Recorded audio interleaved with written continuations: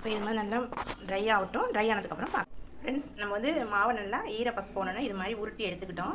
பாத்திரத்தில் நல்லா தண்ணி வச்சு கொதிக்க விட்டாச்சு. அந்த உருட்டி வச்சிருந்த மாவை இதோட கொஞ்சம் கொஞ்சமாக சேர்த்துக்கலாம். ஒரு ஈடு வேகட்டும். இப்போ பாருங்கள், நல்லா ஒரு ஈடு வெந்துருச்சு பால் கொழுக்கட்டை.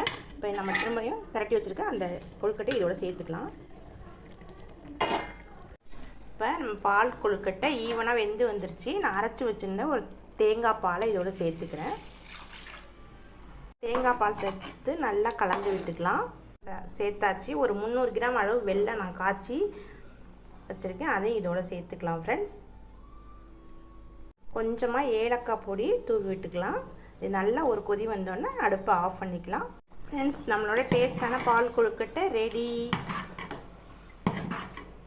ஃப்ரெண்ட்ஸ், இட்லிக்கு ஊற வச்ச அரிசி மாவில் கொஞ்சமாக எடுத்து நம்ம பால் கொழுக்கட்டை செஞ்சாச்சு. டேஸ்டான பால் கொழுக்கட்டை ரெடி. நீங்களும் வாங்க சாப்பிடலாம்.